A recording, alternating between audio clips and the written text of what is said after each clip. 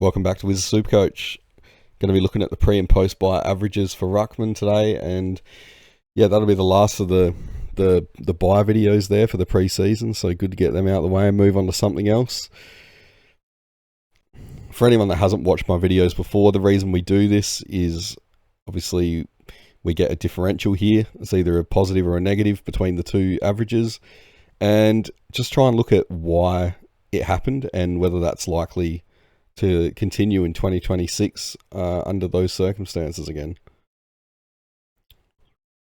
Now, before I get into the main video, I just find the Rucks really interesting. They're not really affected in their scoring by many other factors other than their own matchup. And I'll get to that in a later video. I did one last preseason where I made a chart of each Ruckman versus every other Ruckman and their average on each Ruckman, because I know it's easy to look at,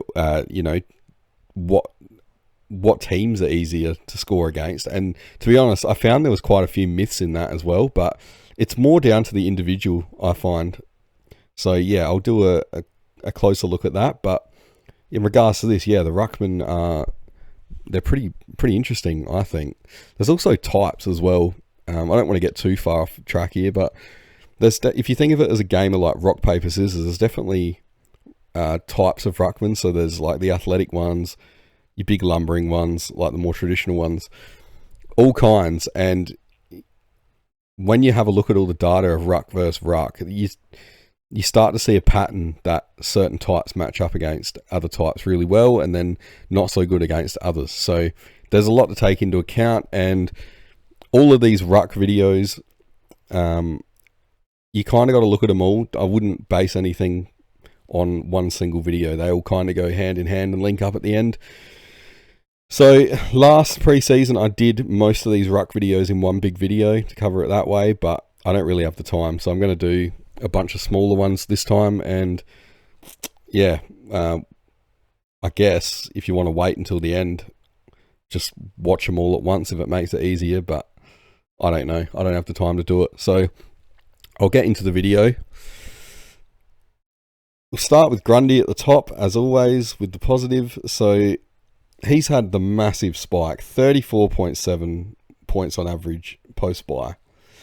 That is insane stuff. And if you want to look at it even further back, his crazy scoring started in round 9. So he actually ended up averaging 142 from round 9 onwards. So it's over half a season. That is just incredible. The weird thing is, there's not a lot stats-wise to suggest why it happened. He had a 4% increase in his TOG and 12% increase in total ruck contests. So I've never really talked about that before, but the total ruck contest is really, really important, I think. You can look at CBAs, but obviously that's only covering the CBAs. We want to look at the total ruck contests around the ground as well. So that's easy to find on DFS if anyone hasn't looked at that before. So he spent a little more time forward post-buy, and that allowed him to hit the scoreboard more. So he's never been the greatest forward, but he lifted his average goals from 0 to 0.5. So basically every second game he'd hit the scoreboard. But yeah, for the things that I normally look at for these, which is like TOG, CBAs, things like that, there's not really any obvious indicators for this spike. So on the other end of it, he had 25% more hit outs and his contested possessions nearly doubled from 8 to 14. But like, there's nothing to suggest why that happened. He just started doing it, I guess. I think if I had to guess, I'd say his body just clicked and he was kind of going all out to try and get Sydney to the finals. Or at least that's what it looked like. He was trying to get them there off his own boot, and I think he nearly did in the end. But yeah, your guess is as good as mine on why this occurred, because I honestly thought he was washed up. I remember last preseason saying that he wasn't really Supercoach relevant anymore, which, well, egg on my face, look at that. But I'm sure I wasn't the only one. So the big question is this likely to continue? And it's hard to say, because without the stats to back it up, without knowing, statistically why it occurred, it is really hard to say. The only thing I guess I can go by is gut feel, and I actually think it will continue. Maybe not to that level, but I think Grundy will be full primo again and top 3 rucks. Sydney, I think, are going to be a lot better and probably top 4 or thereabouts. So, that's going to help him. He scores slightly better in wins than losses, which is another video I'll get to eventually. But yeah, just the gut feel. And the gut feel is everything in Supercoach. You can go against it and... yeah, it's a bad feeling, but at least if you go with the gut and it screws up, it's a lot easier to take. I guess in terms of picking him, I'm not really looking at it because he's got the double bye, and that's all it comes down to, really. You got Gawn and Cherry that don't, and if you pick Grundy, you've kind of got to bet on which one of those two you think is going to drop off or who's more likely to, and that's not a bet I want to take. So at this stage, I'm just going Gawn and Cherry and going the safer option. I guess with those two at least, if they don't have the buy, but if worse comes to worse, you can downgrade them to pretty much anyone you want. So yeah, go on safe there. I do not want to be messing around with Ruckman. So now down to Marshall. He's had the 17.5 point increase in the post buy, which is pretty good. Unfortunately, he's pretty much Supercoach irrelevant now, or we think he's going to be, with TDK at the club. Marshall, I guess I'll cover it for the sake of the conversation, but all I could see was that he kicked a goal in 7 of the last 11 games. So like Grundy, started hitting the scoreboard more. So if he's averaging nearly towards a goal a game, that's pretty much going to account for most of that increase, I would say. That was the only real stat change that I could find for him. English seems to be a popular pick, and certainly a lot of people talking about him, especially because of the rule changes. His increase of 16.7 points a game, that's an easy one. There was nothing in terms of his stats that stood out, except for he scored 200 against GWS in round 21, and that's absolutely inflated his post-buy average. So unless you think he's going to score a bunch of 200s, I can't see him elevating his game too much. I guess there's also what I said before about the rule changes, but I have to look into that. So I plan on doing a video later on that's going to crunch some numbers and try and see who's really going to benefit and not benefit from the new rule changes. A lot of people, though, I think are going on the eye test with English, and it's a pretty good shout. He seems to be one that would be the most likely to benefit from it.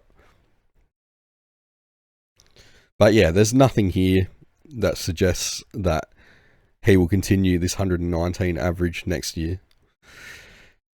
Briggs is another one I've seen people talking about. So he had a nearly 15-point spike post-buy. The interesting thing with him is that he actually had a tiny drop in TOG and CBA's post-buy, which is one of the major things I look for. Normally when that happens, you won't see an increase in scoring, but he obviously did. So I'm putting this one down to him facing some easier opponents post-buy.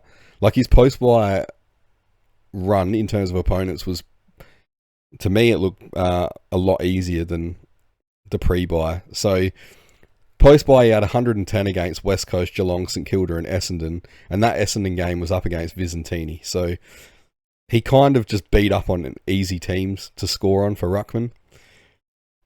I guess if you're keen on him, check his fixture. That's probably the most important thing, but I'll be staying right away from this one. And again, this is where you've really got to look at the video or the info that I'm going to cover later on in another video, where you look at the Ruckman and how they stack up against each other. It's very easy to say, a guy like O'Brien is really restrictive, but there's certain Ruckman that he doesn't match up well against, and Grundy's one of them. Moving on, so Sweet. He's another one that I've seen quite a few people talking about. I'm not really interested myself, but, I cover what's popular here. So he's another one who had a 200 game in the post-buy, and again, that really blew out his average. So he had the nearly 14-point spike. I guess a good thing about his 200 is his was against Meek, so Meek's not the easiest ruckman to score on. I know that he can get scored on, but it's not like it's regular 200s or anything like that. So, Meek's quite good. I think it's pretty safe to say that it was a blue moon game from Sweet. Yeah. I don't think he's got the capability to put a score like that up again. And not on like a decent ruckman. He might do it again on, I don't know, on Essendon or something when Essendon are struggling for rucks. Depends if Brian's back in. Even he's probably fairly easy to score on. And that's not having a shot at Essendon there before your Essendon supporters come at me. But the reality is you struggled for ruckman this year and it was just bad luck. But yeah, I can't see him doing it again. I mean, does anyone remember Ben Ronk kicking 7 goals in his 3rd game? We never saw that again. Probably a bit disrespectful to Sweet and maybe Ronk there, but yeah, you know what I'm trying to say. So I'll be staying away from Sweet. We'll probably skip the next guys like Witts, Meek, Darcy, Cameron. They're all... Well, there's nothing really here to talk about. They haven't had large spikes or decreases. Even Gawn and Cherry, like those two, pretty hard to maintain the massive averages they had in the pre-buy there, like 130. And it's not like they've dropped far anyway, so we don't really need to cover that. I guess pick it up with Jackson. So he had Darcy come back in the team in the second half of the year, and they even had Jackson playing midfield, like with Darcy in the ruck, which is pretty crazy, but seemed to work not too bad. But now Hayden Young's back, so does this continue with him in the team, or does Jackson even go back to playing more forward if Shrek and Young can stay fit? Like there's just too many questions here on the role, I think, and it's probably going to be week to week dependent on what the team needs. And that's the problem with players like Jackson. From outside Supercoach, like if we're talking pure footy here, he's gold because you can kind of play him anywhere, but it's not a good thing for Supercoach because he is going to end up as that Mr. Fix-It, and we know that that's not always good for scoring. Obviously, he's got a really respectable average here for the year, but you kind of want it across a year. Like when we're looking at the ruckman, you can only really take the top 2 or 3 if you want to play one in the flex. So I think Jackson's one that in the past we've looked at more as a forward because he's never going to be able to compete with these solo ruckmen unless something happens to Darcy. Then yeah, I think go for it. Nankervis, he's not really relevant anymore, but this is quite the drop off, so I guess we'll talk about it. I really just think he was going through the motions in a bottom team as the year went on. There was nothing statistically really to point out anything changing. So yeah, I think his Supercoach days are past, but if anyone's got any theory in the comments apart from that about why he dropped off, let us know. And then finally, TDK, so he was all the rage last preseason, and I started him and started like a house on fire. You see 110 pre-buy average there. Probably ended up being the second biggest surprise of the year behind Grundy turning into a god again, but I don't even think in Grundy's whole career he's gone like 145 and a half a season, but I should probably talk about TDK, not Grundy. Yeah, I guess the difference is TDK, the surprise with him wasn't a positive one. We thought he was going to do really well, and as I said, he did, and then he dropped right off. So the obvious reason there is Pitnet came in for 6 games in the post-buy, and obviously that's going to drop his average off.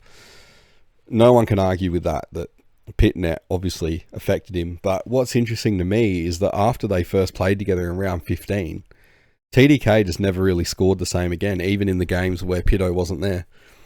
So to sum it up, he had a 76 in the final round against Essendon, and that was against Goldstein.